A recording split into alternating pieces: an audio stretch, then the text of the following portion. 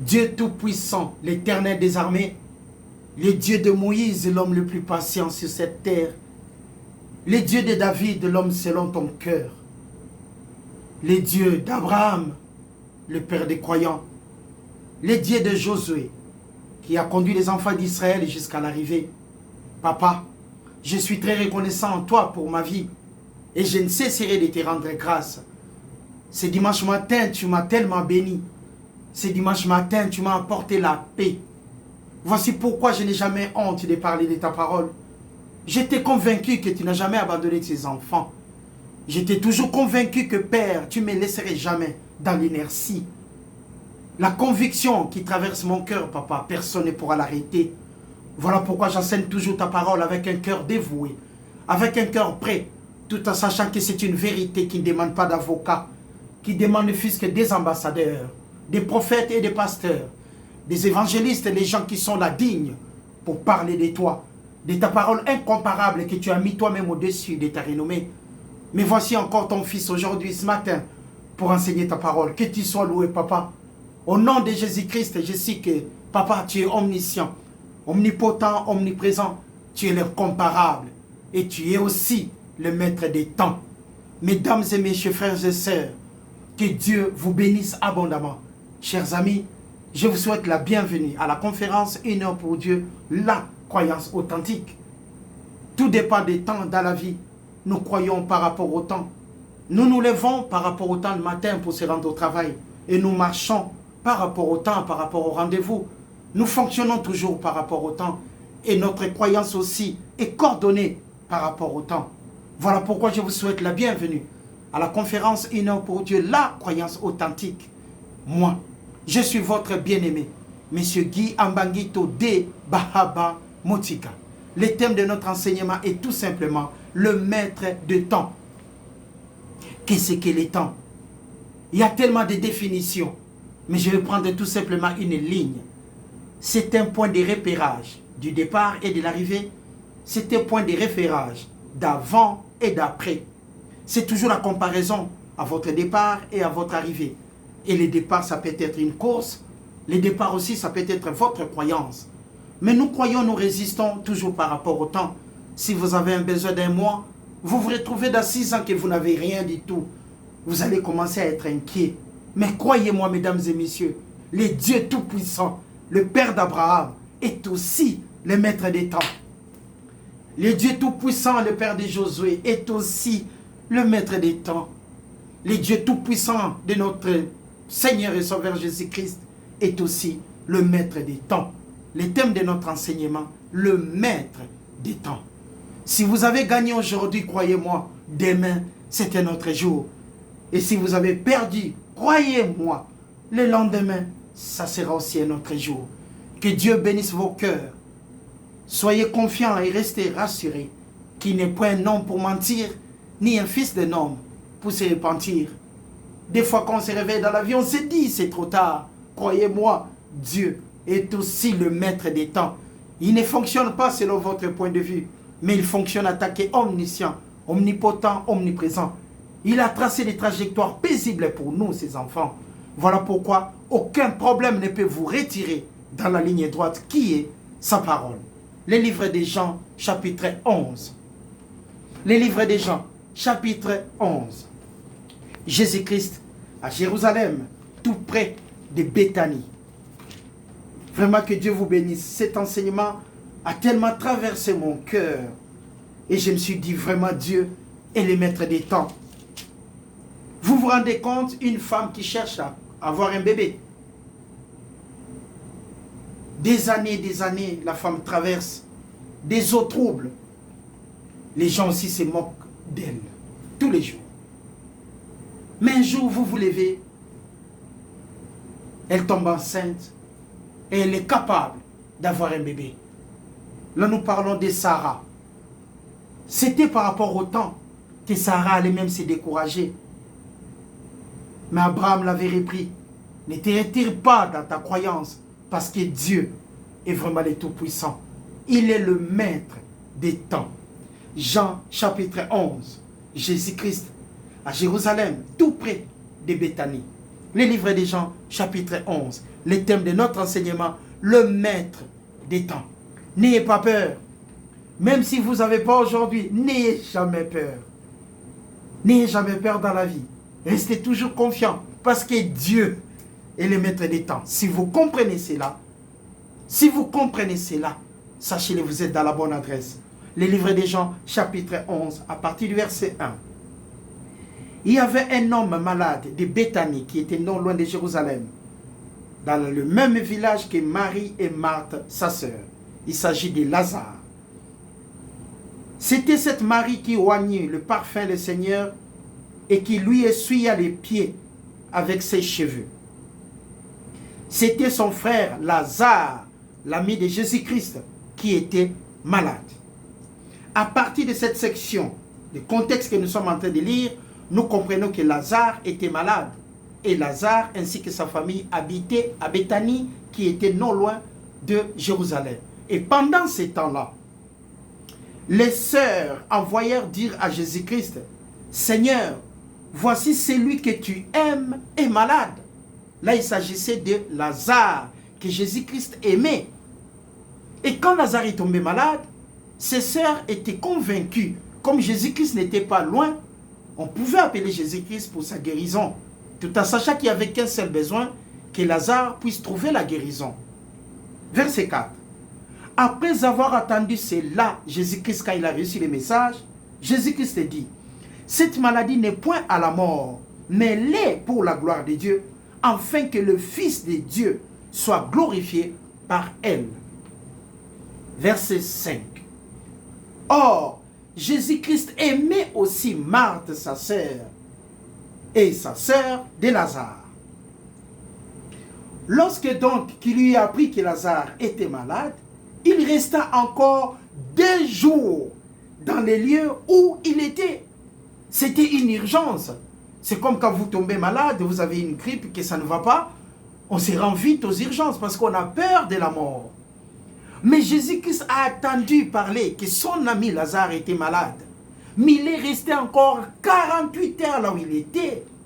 Par rapport au temps, c'était une urgence. C'était vraiment urgent que Lazare puisse trouver la guérison. Et ses sœurs ont pensé que Jésus-Christ n'était pas loin. Le Seigneur n'était pas loin. C'est le Seigneur qui guérissait les gens. C'est le Seigneur qui bénissait les gens. C'est le Seigneur qui aidait les aveugles. Mais ce même Seigneur, il était ami de Lazare, de toute leur famille. Et ils étaient à Béthanie, qui n'était pas loin de Jérusalem. Jésus-Christ a reçu le message, mais il resta encore 2 jours là-bas, 48 heures, toujours par rapport au temps. Si vous êtes malade, gravement malade, vous arrivez aux urgences, si les médecins trouvent que votre état est tellement avancé, on vous envoie directement peut-être au bloc opératoire avec des examens accompagnés pour que les médecins puissent vous soigner rapidement. C'est toujours par rapport au temps. Là, Lazare était dans l'urgence, mais Jésus-Christ resta là-bas par rapport au temps. 2 jours, 48 heures encore que Jésus-Christ est resté à Jérusalem, non loin de Béthanie. La guérison n'était pas loin. Et ses sœurs étaient tellement convaincues, comme le Christ n'était pas loin, la guérison n'était pas loin non plus. Mais Jésus-Christ, après avoir reçu le message, il resta encore 2 jours. Regardons l'autre verset encore pour comprendre. Verset 5, 4. Après avoir attendu cela, le besoin, Jésus-Christ dit, cette maladie n'est point à la mort, mais elle est pour la gloire de Dieu, afin que le Fils de Dieu soit glorifié par elle. Or, Jésus-Christ aimait Marthe. Jésus-Christ aimait aussi sa soeur, son frère, Lazare. Mais Jésus-Christ, quand il a appris cela, il resta encore 2 jours. Et il dit ensuite aux disciples, retournons en Judée. C'est incroyable ce que nous sommes en train de voir. Il y avait quelque chose de patience qui devait être là-dedans. Parce que le Dieu, notre éternel des armées, est le maître des temps. C'est que l'homme calcule que c'est urgent chez l'éternel des armées. C'est rien. Rien du tout. Nous, on regarde, on dit que c'est urgent. Mais Jésus-Christ est resté 48 heures. C'est incroyable. L'éternel des armées est le maître des temps. Quel que soit votre problème que vous traversez, il ne sera jamais trop tard que Dieu puisse intervenir. Si vous ne voyez pas l'intervention de Dieu, croyez-moi, il est le maître des temps. C'est papa qui contrôle l'horloge, ce n'est pas l'homme. L'homme met l'horloge au mur, mais c'est Dieu qui contrôle l'horloge. Il est le maître des temps, omniscient, omnipotent, omniprésent. Il est le tout-puissant. Ce que l'homme peut juger trop tard, ce n'est pas la même chose, la même réflexion que l'Éternel des armées. Jésus-Christ a attendu cela, mais il resta 48 heures parce qu'il était le maître de l'horloge tout simplement. Il était le maître de la croyance. Il a dit que cette maladie n'est point à la mort, mais elle est pour la gloire de Dieu. Magnifique. Verset 20. Lorsque Marthe apprit que Jésus-Christ arrivait, elle alla au-devant de lui, tandis que Marie s'était née assise à la maison. Marthe dit à Jésus-Christ, Seigneur, si tu eusses été ici, mon frère ne serait pas mort. Entre 48 heures là, qu'il y a eu des situations graves. Voilà pourquoi Marthe déclara devant Jésus-Christ, si tu eusses été ici, mon frère ne serait pas mort. Si tu eusses été ici, c'est aussi un segment fermé, qu'on parle le point d'avant et le point d'après. Au moment de naissance, on n'a pas d'argent. Quand on grandit, on étudie ou on apprend un métier quelconque pour gagner sa propre vie. Mais c'est toujours par rapport au temps. Tout fonctionne par rapport au temps. Il y a un moment on est célibataire, un moment on se marie. Toujours par rapport au temps. Il y a toujours des étapes qui se succèdent. La succession des étapes, c'est ça ce qu'on appelle les temps. Et le temps a toujours raison par rapport à la réalité. Le mensonge peut être très rapide, mais la vérité prend toujours son temps. Et Dieu est le maître de l'horloge. C'est Dieu qui contrôle les temps. Il est le maître des temps. Dieu n'est pas tout simplement omniscient. Il n'est pas tout simplement l'alpha et l'oméga, le commencement et la fin. Dieu est éternel et l'éternel est Dieu. Mais il est aussi le maître des temps pour vos besoins. Il est le maître des temps pour tout ce que vous voulez dans la vie.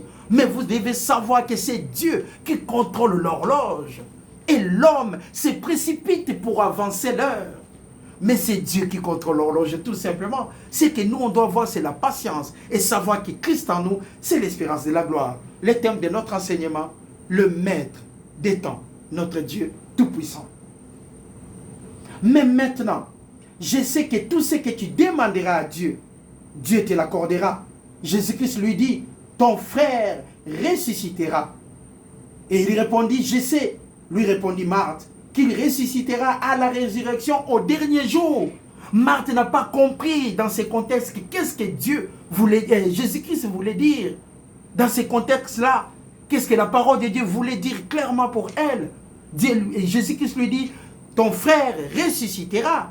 Et elle répondit, oui, je sais, mais au dernier jour. C'est incroyable par rapport au temps. On arrive à comprendre que Dieu, la parole de Dieu est tellement puissante, ça traverse la mort. Dieu est tellement puissant qu'il traverse l'autre mur. Parce que Lazare là s'est trouvé de l'autre côté. Et Marthe était aussi de l'autre côté. Lazare s'est trouvé dans l'adresse qu'on appelle le séjour des morts. Là où il y a des mémoires oubliées. Là où on ne pense plus à rien.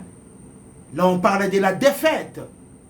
Mais Jésus-Christ était aussi de l'autre côté pour dire à Marthe, ton frère quittera le séjour des morts pour être avec nous. Mais Marthe répondit au Seigneur, je sais, mais c'est le dernier jour. C'est toujours par rapport au temps et la compréhension claire et simple, la netteté de la parole de Dieu. Jésus lui dit, je suis moi, le temps, la résurrection et la vie, le départ et l'arrivée. Celui qui croit en moi vivra plutôt, quand même il serait mort. Et quiconque vit et croit en moi ne mourra jamais. Et Jésus-Christ posa la question, crois-tu à cela par rapport au temps? Magnifique. Regardons la parole de Dieu. Habakkuk. Habakkuk chapitre 2, le verset 4. Le livre d'Habakkuk chapitre 2, le verset 4. Dieu vraiment magnifique. Verset 2. L'Éternel m'adressa la parole et il dit, écris la prophétie, grave-la sur des tables, afin qu'on la lise couramment. Car c'est une prophétie, la guérison, c'est une prophétie, le travail, c'est une prophétie dont le temps est déjà fixé. Le temps est déjà accordé dans cette situation. L'accord de la symphonie fonctionne déjà. C'est comme une bonne musique. Quand vous attendez cela, vous bougez votre tête. Parce que c'est une bonne musique qui vous plaît tellement. C'est ça la bonne musique. Quand vous attendez, il y a tellement de la symphonie. Vous faites que bouger votre tête. Ça exprime que vous êtes content d'écouter la musique. C'est la même chose. Le temps est tellement fixé. Il n'y aura jamais de la modification. Incroyable. Le temps est déjà fixé pour cette prophétie-là. Elle marche vers son terme par rapport au temps, avant et après. Et elle ne mentira pas. C'est une prophétie incontournable. Si elle tarde, attends-la, car elle s'accomplira. Elle s'accomplira certainement. La parole de Dieu est une prophétie certaine qui existe. Il n'y a pas d'erreur là-dessus. Dieu dit que le temps est déjà fixé. Si c'est 11 heures, c'est 11 heures. Si elle tarde, ce n'est pas les 11 heures qui vont bouger. Si elle tarde pour vous, par rapport à votre calcul, vous dites que ça, vraiment ça traîne. Je veux du boulot parce que j'ai des enfants à la maison. Je veux avoir du boulot parce que j'ai des factures à payer. Vous qui ne dormez pas les 29 parce que les 30, c'est la fin du mois. Il faut s'acquitter des frais de la maison. Il faut s'acquitter du loyer. Vous ne dormez plus. Vous avez tellement peur de cette date des 30 parce que quand les propriétaires viennent, c'est vraiment terrible. Par rapport au temps toujours qu'on a peur. Mais Dieu dit dans sa parole, c'est déjà marqué 11 heures, 12 heures, 13 heures. Ça ne va pas se modifier par rapport à votre inquiétude. Mais la parole de Dieu, la prophétie est déjà fixée. Si elle tarde, attends-la avec joie et simplicité de cœur. Parce que Dieu est tout simplement magnifique. Attends-la parce que Dieu confirme. Si elle tarde, attends-la. Elle arrivera. Comment? Certainement. Sûrement. Probablement. Il n'y a pas de discussion avec la parole de Dieu. Il n'y a pas de discussion avec la parole de Dieu. Si vous regardez l'histoire de grande-mère Moses, pendant sa jeunesse, elle a travaillé partout. Elle était même tombée malade. Mais à l'âge avancé, elle a commencé à faire de la peinture. Mais aujourd'hui, qui ne connaît pas les tableaux de grande-mère Moses? Qui n'a pas encore appris cette histoire-là de cette dame? Il n'est jamais trop tard dans la parole de Dieu par rapport au temps. On peut se dire, j'ai 60 ans, maintenant je vais faire comment? Je n'ai toujours pas de maison, pas de travail, je n'ai rien du tout. Vous commencez à vous inquiéter. C'est votre point de vue. Parce qu'il y a un maître des temps.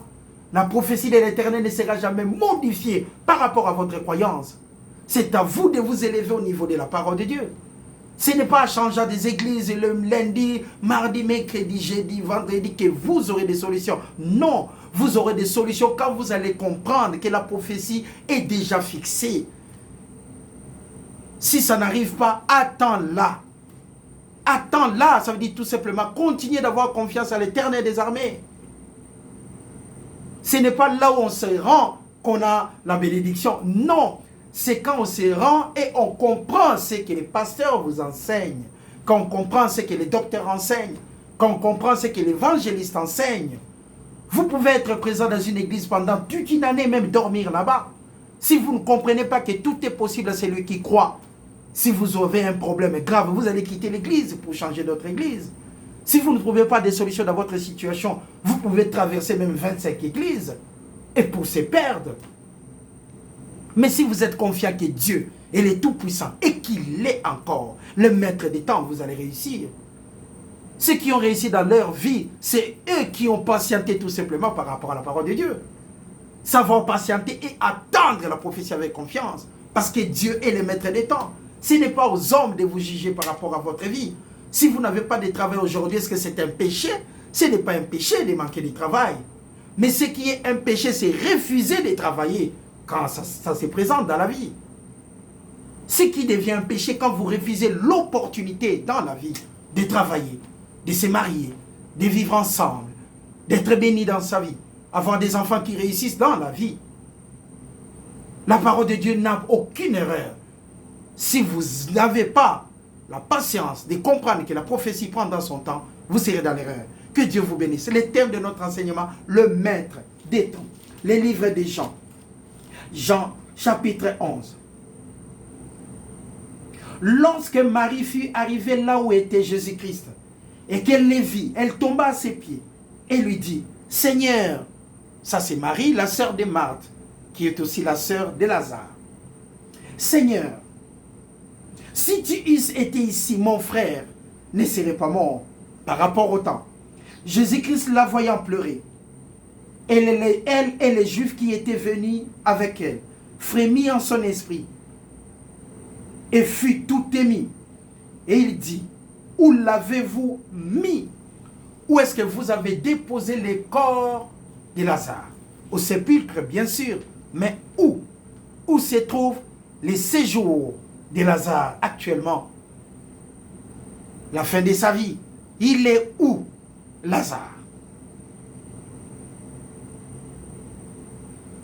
Et il dit, où l'avez-vous mis? Seigneur, lui répondit-il, viens et vois. Jésus-Christ pleura.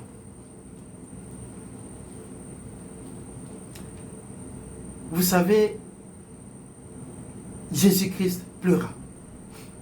Lazare était son ami. Vous savez, la mort, un jour nous allons quitter cette terre.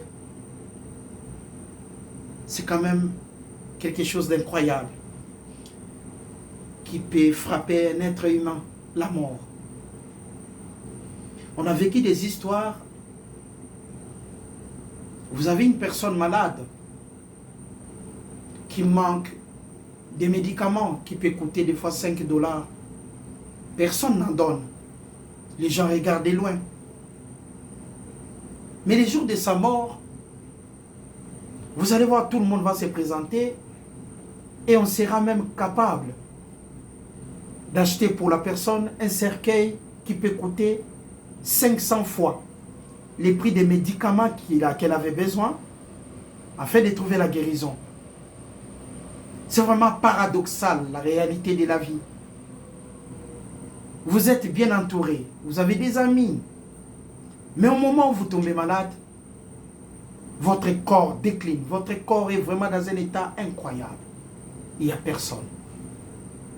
Et les jours de votre mort, ce même groupe de gens se présente avec des draps, se présente avec des habits, se présente avec tout ce qu'ils ont. Et les jours de ton enterrement, on peut prendre des voitures. On part à l'église pour prier. Au moment où on te dépose, tout le monde pleure. Et pourtant, ta guérison n'est demandée que 5 francs suisses. Ta guérison n'est demandée que 10 francs. C'est ça la terre. Tout est paradoxal. La vie va dans l'autre sens et la réalité de la vie, c'est aussi dans l'autre sens.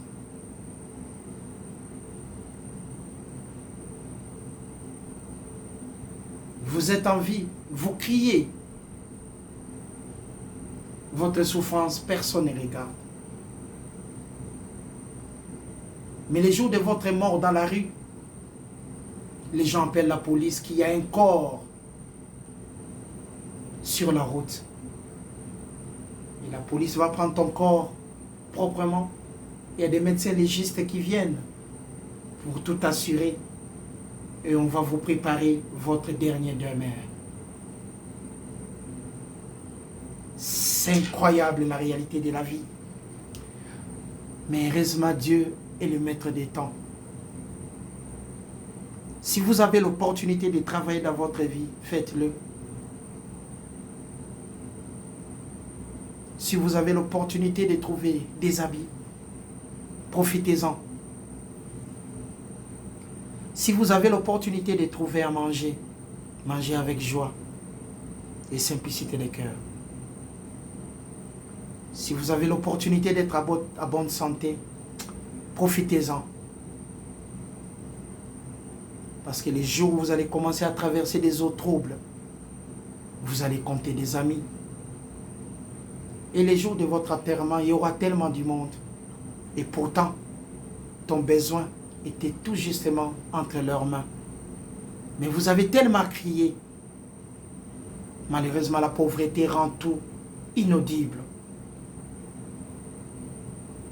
Que Dieu vous bénisse. Sachez que Dieu et le maître des temps.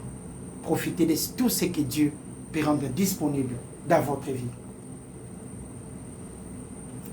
Sur quoi les Juifs dirent, voyez comment il aimait. Et quelques-uns d'entre eux dirent, lui qui a ouvert les yeux de l'aveugle, ne pouvait pas-il faire aussi que cet homme ne mourut point?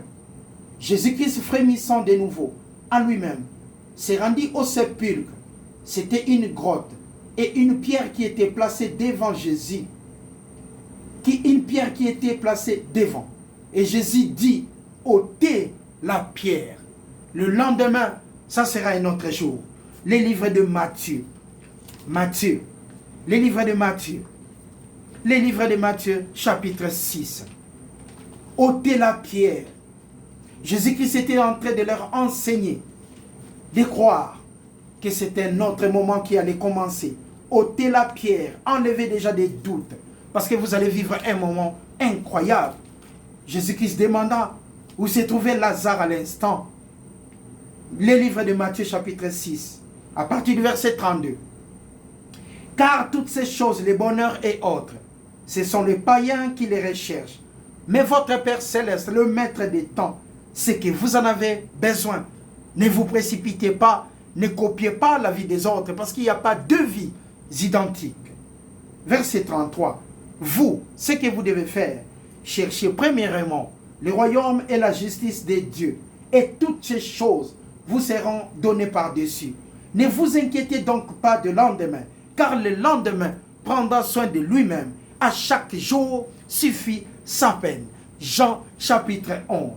Les livres de Jean chapitre 11, verset 39.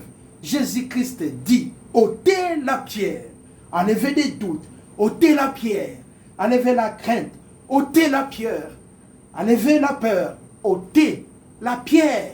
Soyez rassurants que Dieu est le Tout-Puissant. Jésus-Christ leur avait dit, enlevez des toiles d'araignée dans votre croyance, enlevez l'hésitation, enlevez la barrière, ôtez la pierre. Où se trouve le corps de Lazare? Dans le sépulcre, dans le séjour des morts. Il y a la barrière entre nous et le séjour des morts. Mais Jésus-Christ a dit que Lazare quittera là-bas pour venir en nous. Mais eux, ils avaient encore des doutes. Et Jésus-Christ dit, ôtez la pierre. Si tu eusses été là, mon frère n'allait pas mourir. Maintenant, je suis là. Je suis la vie et la résurrection. Je suis la vie et la résurrection. Crois-tu en cela? Crois-tu que Dieu est le Tout-Puissant? Crois-tu que Dieu est le Maître des temps? Pourquoi vous vous précipitez? Pourquoi vous vous précipitez? Pourquoi vous voulez remplacer l'Éternel des armées dans votre vie? Il est le Maître des temps. À ôter la pierre.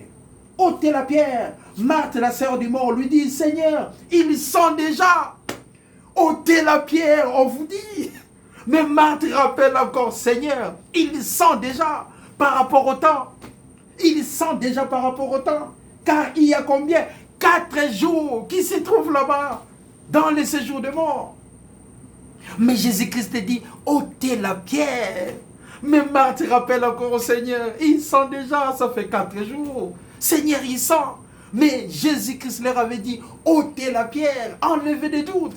Si tu eusses été là, mon frère n'allait pas mourir. C'était une conviction. Maintenant, acceptez les résultats.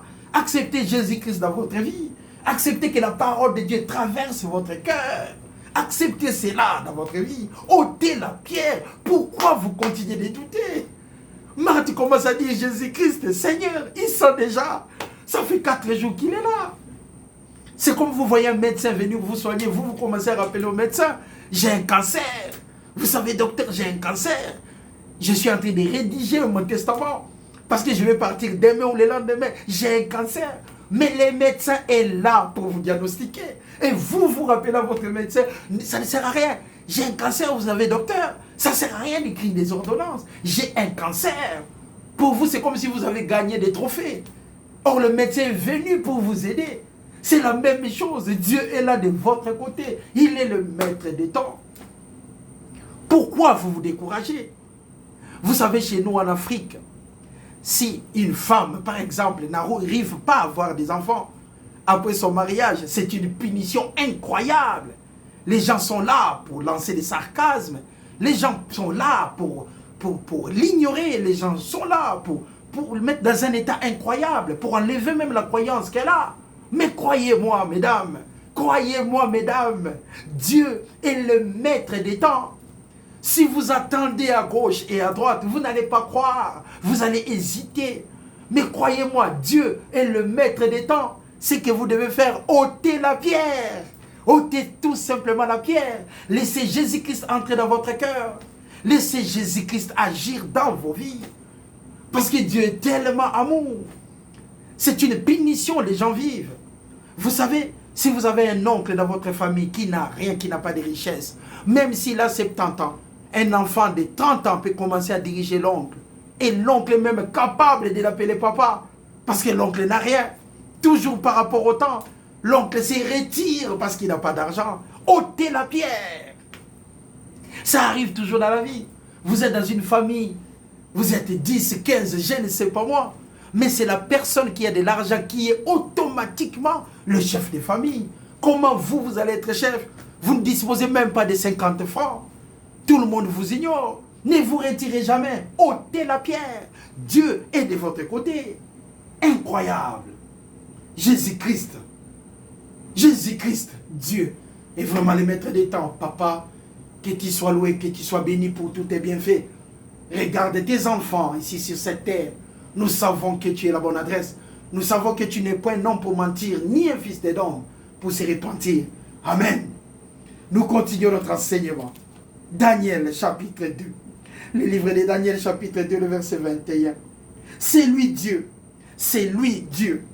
qui change les temps, les circonstances, qui renverse, qui établit les rois, qui donne la sagesse aux sages et la science à ceux qui ont de l'intelligence, à ceux qui comprennent la parole de Dieu. Les temps, c'est la victoire. Les temps, c'est toujours dans les calmes et c'est la base de la réussite. Si vous donnez du temps dans votre croyance, si vous êtes confiant dans votre propre croyance, vous sortirez plus que vainqueur. Dans un mariage, que 1000 tombent à gauche, 10 000 à votre droite, restez ensemble. Et Dieu accomplira votre besoin. Par rapport au temps, ne regardez ni à gauche ni à droite, sinon vous allez être corrompu. Pendant la maladie, restez ensemble. Restez ensemble avec Dieu. Pendant des moments difficiles, ne vous retirez jamais. Parce que Dieu est le maître des temps. Dieu est tout simplement le maître des temps. Regardons. Jésus lui dit, ne t'ai-je pas dit, Marthe, que si tu crois, tu verras de tes propres yeux la gloire de Dieu.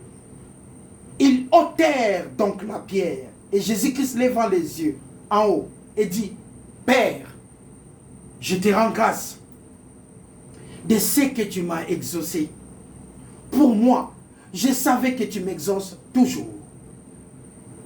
Mais je parle à cause de la foule qui m'entoure, afin qu'ils croient que c'est toi qui m'as envoyé. Et ayant dit cela avec la conviction, il cria. Il cria d'une voix forte. Il cria d'une voix forte avec la conviction qu'il avait. Jésus-Christ est notre seul Seigneur et Sauveur. Il cria avec la conviction. Il cria. Il avait dit, Père, tu m'exauces toujours. Il cria, tout en sachant que Dieu n'abandonne jamais ses enfants. L'Éternel l'avait envoyé pour nous racheter à un grand prix. Jésus-Christ, notre Seigneur, cria à une voix forte. Tout le monde pouvait l'attendre. Ôter la pierre. Ils ôtèrent la pierre. Jésus-Christ cria d'une voix forte. Il dit, Seigneur, tu m'as toujours exaucé. Même quand les temps sont durs, tu m'as toujours exaucé. Tu es le maître des temps, tu es Alpha et l'Oméga, le commencement et la fin. Il y a des gens qui sont dans des hôpitaux qui n'ont pas de solution. Il y a d'autres personnes qui sont dans des prisons, mais ils sont innocents. Comme ils n'ont pas d'argent, ils n'ont pas d'avocat, ils sont en train de souffrir. Mais toi, tu es le maître des temps. Il y a des gens qui souffrent dans des travails parce qu'ils n'ont pas d'opportunité d'être de la famille, des fois des chefs. Ils n'ont pas d'opportunité de parler le même langage que les chefs. Et ils sont en train de souffrir. Jésus cria d'une voix forte, le Seigneur, Il cria d'une voix forte avec conviction, Lazare, sort. Et les morts sortis, les pieds et les mains liés, des bandes, et les visages enveloppés de linge. Jésus-Christ leur dit, déliez-les et laissez-les aller. Notre Père est le maître du temps. Je vous remercie d'avoir suivi cet enseignement et je peux vous dire qu'une seule chose, l'Éternel est vraiment le maître des temps. Il y a des fois que nous traversons des moments compliqués dans la vie. Vous regardez une personne qui parle tout seul dans la rue. La personne parle toute seule là, dans la rue. Quand vous regardez, vous vous dites, il est dépassé. C'est vrai, vous avez raison. Il est dépassé. Vous dites que la personne sûrement, elle a tellement de problèmes que cette personne est perdue. C'est vrai. Mais croyez-moi, un jour vous allez croiser la même personne dans de meilleures conditions parce que Dieu est le maître des temps. Ceci dit, la parole de Dieu nous enseigne à ne jamais se retirer.